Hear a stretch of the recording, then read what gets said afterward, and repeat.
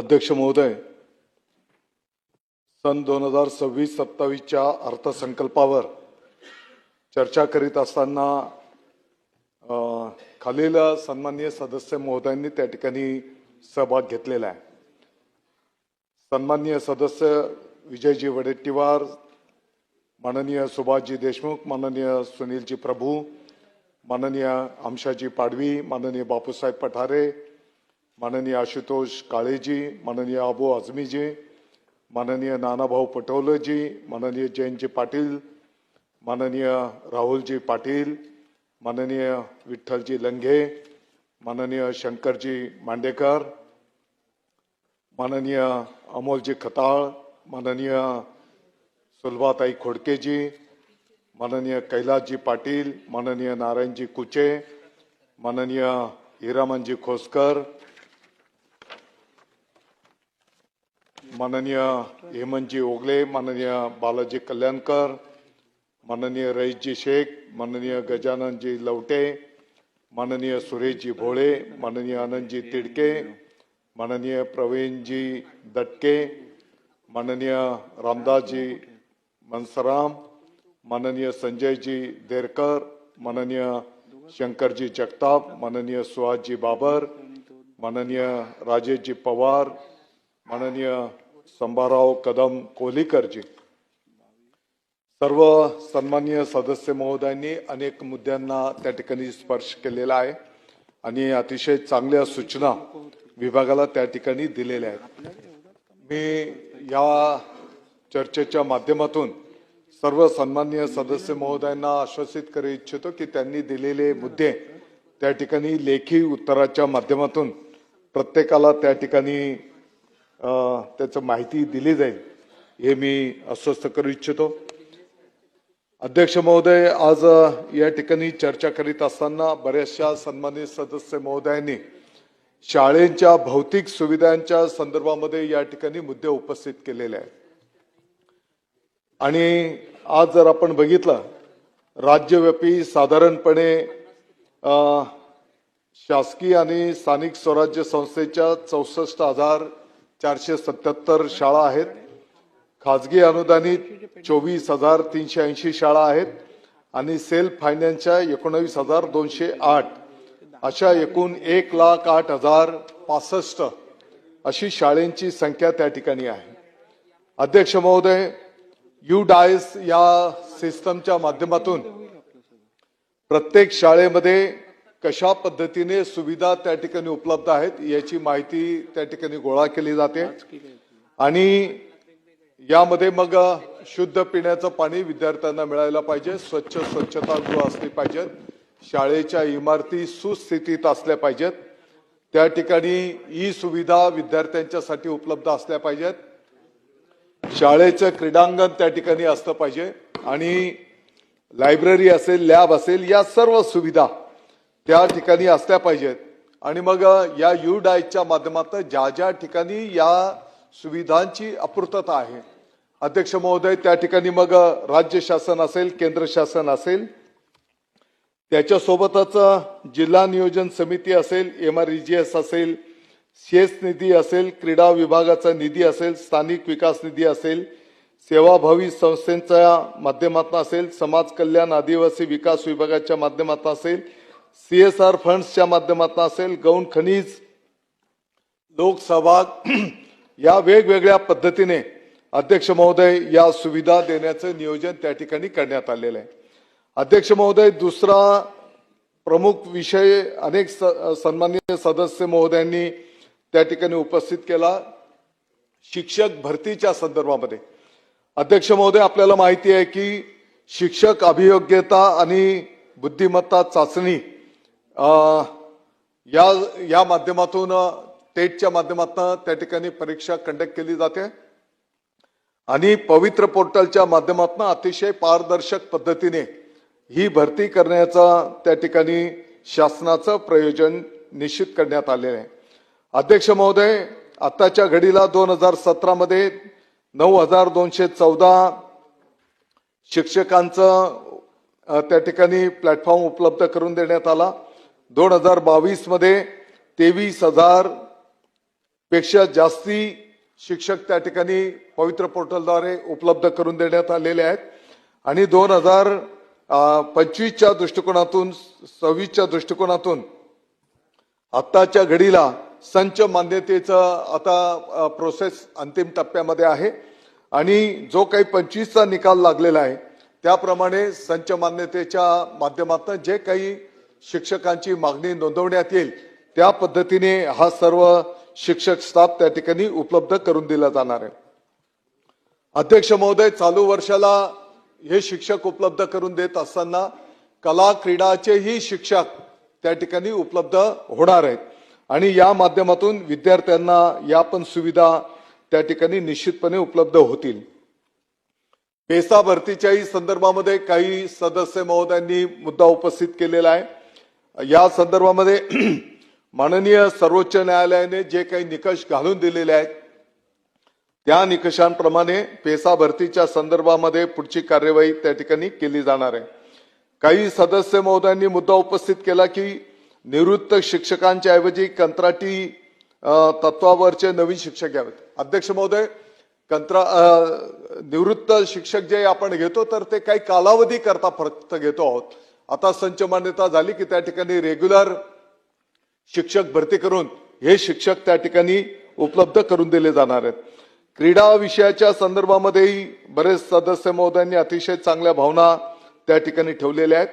अध्यक्ष महोदय, जिल्हा पातळीवर एक क्रीडा प्रबोधिनी स्पेशलिस्ट शाळा निर्माण करता येईल का याचा विभाग त्या ठिकाणी विचार करतो आहे आणि जसं मी सांगितलं की कला आणि क्रीडाचे शिक्षक भरती पण आपण त्या ठिकाणी करतो की जेणेकरून विद्यार्थ्यांना या संदर्भातलं ज्ञान त्या ठिकाणी उपलब्ध होऊ शकणार आहे. अध्यक्ष महोदय,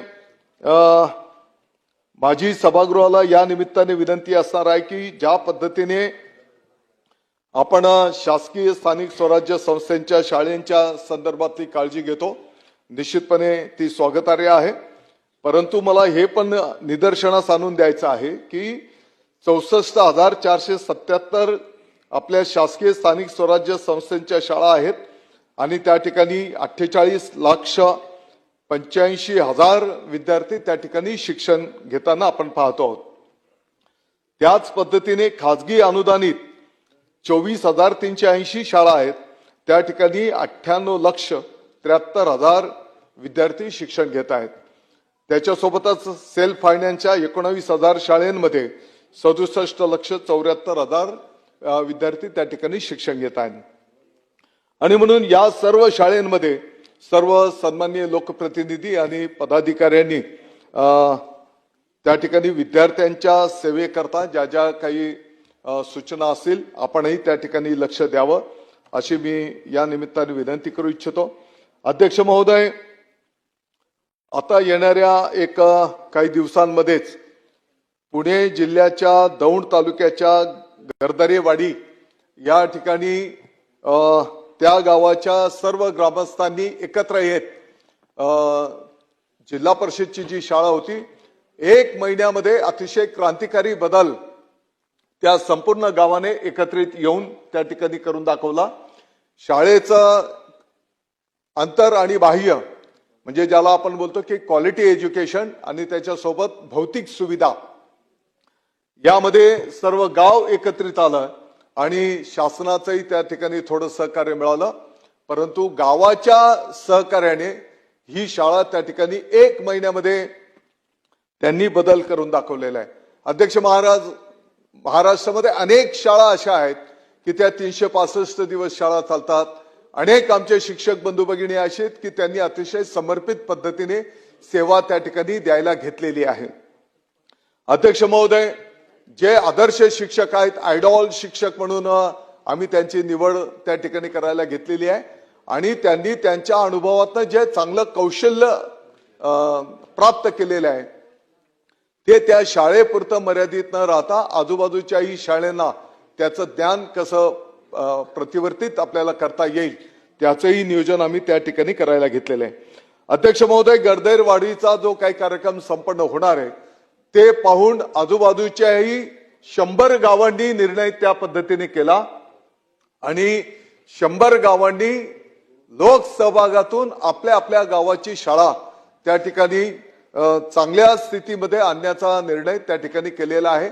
शिक्षक बांधवांनी त्यामध्ये मोठा पुढाकार घेतलेला आहे। त्या जिल्ह्याच्या मग सीओ असतील, जिल्हाधिकारी असतील, पालकमंत्री महोदय असतील, लोकप्रतिनिधी असतील, या सर्वांनी एकत्रितपणे येत त्या ठिकाणी या शाळेचा कायापालट करण्याचा निर्णय केलेला आहे।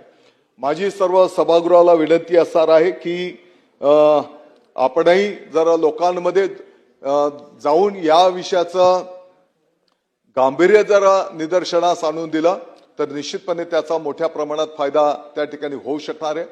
अध्यक्ष महोदय, जोपर्यंत ही एक लोक चळवळ होत नाही तोपर्यंत आपल्याला अपेक्षित असलेलं यश त्या ठिकाणी मिळू शकणार नाही। काही शाळा अध्यक्ष महोदय अशा पण आहेत, आमच्या त्र्यंबकेश्वर तालुक्यातली हिवाळी नावाची शाळा होती, म्हणजे आता पण आहे, परंतु आता ती चांगल्या इमारतीमध्ये स्थलांतरित झाली। ताडपत्री लावून ती शाळा भरत होती, परंतु त्या शाळेमध्ये आमचे केशव गावित, जिल्हा परिषदची शाळा आहे अध्यक्ष महोदय, आमचे केशव गावित गुरुजी त्या शाळेचे विद्यार्थी नाईक साहेब दोन्ही हातांनी, दुसरीचा विद्यार्थी दोन्ही हातांनी लिहितात। उजव्या हाताने मराठीमध्ये लिहिणार तर डाव्या हाताने इंग्रजीत लिहिणार आणि त्याच वेळेस तुम्ही विचारलेल्या प्रश्नाचं उत्तर पण देणार। याचा अर्थ 100% आदिवासी भागातली शाळा आहे, सर्व विद्यार्थी आदिवासी आहेत। अध्यक्ष महोदय, मला सांगायचं तात्पर्य असं आहे की असे अनेक आमचे शिक्षक बांधव आहेत की जे समर्पित पद्धतीने त्या ठिकाणी काम करत आहेत आणि म्हणून या सर्वांना आपल्या सर्वांच्या सहकार्याची, आशीर्वादाची गरज त्या ठिकाणी आहे। आपलं जर पाठबळ मिळालं, आपले जर शुभेच्छा, आशीर्वाद मिळाल्या तर निश्चितपणे आपल्याला अपेक्षित असलेलं कार्य येणाऱ्या काळामध्ये त्या ठिकाणी दिसून येईल। आपल्या सर्वांना चिंता आहे की मराठी शाळा पटसंख्या कमी होते, शाळा बंद पडायला होत आहेत। ही वस्तुस्थिती आहे की पटसंख्या घटते आहे शासकीय शाळांची, ही वस्तुस्थिती आहे। परंतु अध्यक्ष महोदय, ज्या पद्धतीने माननीय मुख्यमंत्री महोदय, माननीय उपमुख्यमंत्री महोदयांनी या विभागाला अनुमोदन आणि सपोर्ट करण्याचा निर्णय केलेला आहे, मी आपल्याला सभागृहाला आश्वस्त करू इच्छितो। येणाऱ्या 26-27 मध्ये आपल्याला दिसून येईल की मराठी शाळेंचा पटसंख्या वाढती आहे। अनेक ठिकाणी पालक आपल्या पाल्यांना इतर माध्यमांच्या शाळेंमधनं जे यापूर्वी प्रवेश दिलेले होते ते प्रवेश या ठिकाणी मराठी शाळेंमध्ये होताना आपल्याला त्या ठिकाणी निश्चितपणे दिसून येतील, हा विश्वास मी आपल्याला या निमित्ताने व्यक्त करतो। अध्यक्ष महोदय, अनेक मुद्द्यांवर निश्चितपणे आपण ज्या सूचना केलेल्या आहेत या प्रत्येक सूचनेची चौकशी केली जाईल, लेखी उत्तर पण आपलं तयारच आहे आणि जे दोषी असतील त्यांच्यावर त्या ठिकाणी कारवाई पण केली जाईल। भिवंडीला भेट देण्याचा पण नुसतं भेट द्यायला मी एकटा येणार नाही, तर आमच्या मालेगावचे काही प्रतिनिधी घेऊन, लोकप्रतिनिधी घेऊन मी भिवंडीच्या शाळेला त्या ठिकाणी भेट द्यायला येणार आहे। अध्यक्ष महोदय, जेवढं शक्य आहे विभाग त्या ठिकाणी हे कार्य पुढे नेण्याचा प्रयत्न करतो आहे आणि शाळा भेटींचाही कार्यक्रम मोठ्या प्रमाणात आम्ही त्या ठिकाणी ठेवलेला आहे। येणाऱ्या काळामध्ये दररोज राज्याच्या 2 शाळांना व्हिडिओ कॉल करून त्या शाळांमध्ये त्या विद्यार्थ्याला वाचता येते का, त्या विद्यार्थ्याला लिहिता येते का, त्याला गणित सोडवता येते का, याचं शिक्षण मंत्री महोदयाच्या पासून तर आमच्या अधिकाऱ्यांच्या पर्यंतचं नियोजन आम्ही त्या ठिकाणी केलेलं आहे। प्रत्यक्ष शाळेला भेटी पण आपण त्या ठिकाणी द्यायला घेणार आहोत आणि आपण जर बघितलं असेल तर जो काही कला क्रीडांच्या सोबत गुणवत्तापूर्ण शिक्षणाच्या सोबत कला क्रीडामध्ये पण त्या विद्यार्थ्यांना चांगल्या फॅसिलिटी उपलब्ध झाल्या पाहिजेत, याचंही नियोजन त्या ठिकाणी करायला घेतलेलं आहे। अध्यक्ष महोदय, मला आपल्या सगळ्यांना सांगायला आनंद होतो, 26 जानेवारी आपण भारताचा प्रजासत्ताक दिन अतिशय उत्साहपूर्ण संपूर्ण जगाच्या पाठीवर साजरा करीत असताना महाराष्ट्राच्या सर्व विभागांच्या शाळेंच्या संयुक्त विद्यमाने 2 कोटीपेक्षा जास्त विद्यार्थ्यांनी त्या ठिकाणी देशभक्तीपर गाण्यांवर कवायत हे सादर करून एक विश्व विक्रम त्या ठिकाणी संपादित केलेला आहे आणि त्याचा वर्ल्ड बुक ऑफ रेकॉर्ड्स मध्ये त्याची नोंद पण त्या ठिकाणी करण्यात आलेली आहे. आणि म्हणून जेवढे चांगले प्रयोग आपल्याला त्या ठिकाणी करता येतील, विद्यार्थ्यांची ड्रॉपआउटची संख्या कमी कशी करता येईल, शाळाबाह्य विद्यार्थ्यांना मुख्य प्रवाहामध्ये कशी करता येतील, विद्यार्थ्यांच्या आरोग्याची काळजी पण आम्ही आता एक त्याचा आरोग्य पत्रिका तयार करायला घेतो आहोत की जेणेकरून अगदी बालपणापासूनच त्याची हेल्थ स्टोरी त्याच्या भविष्यामध्ये पण त्या ठिकाणी कामात येणार आहे. शिक्षकांचे अशैक्षणिक कामं पण कशी कमी करता येतील त्याचंही नियोजन त्या ठिकाणी करायला घेतलेलं आहे. आणि म्हणून अध्यक्ष महोदय, सर्व सन्माननीय सदस्य महोदयांचे मी आभार मानित असताना मी आपल्या अनुमतीने सन 2026-27 साठी शालेय शिक्षण विभागाच्या मागणी क्रमांक E1 ते E5 अंतर्गत एकूण रुपये 88,494 कोटी 66,02,000 फक्त इतकी अर्थसंकल्पीय तरतूद मंजूर करण्याची विनंती सन्माननीय सभागृहास करीत आहे. अध्यक्ष महोदय, त्याच्यासोबतच क्रीडा विभागाच्या मागण्यांवर सन्माननीय सदस्य श्री बापूसाहेब पठारे, मोहनजी मते, राहुलजी पाटील, नितीनजी राऊत, सुलभाताई खोडके, अमोलजी खताळ, नारायणजी कुचे, हेमतजी ओगले, प्रवीणजी तटके या सर्व सन्माननीय सदस्य महोदयांनी त्या ठिकाणी सहभाग घेतलेला आहे आणि क्रीडा क्षेत्राच्या संबंधित अनेक चांगल्या सूचना त्या ठिकाणी दिलेल्या आहेत. सर्व सन्माननीय सदस्य महोदयांना त्यांच्या सूचनांचं लेखी उत्तर त्या ठिकाणी दिलं जाईल. अध्यक्ष महोदय, मी आपल्या अनुमतीने सन 2026-27 साठी क्रीडा विभागाच्या मागणी क्रमांक E3 व E4 अंतर्गत एकूण रुपये 745 कोटी 72,000 फक्त इतकी अर्थसंकल्पीय तरतूद मंजूर करण्याची विनंती सन्माननीय सभागृहास करीत आहे.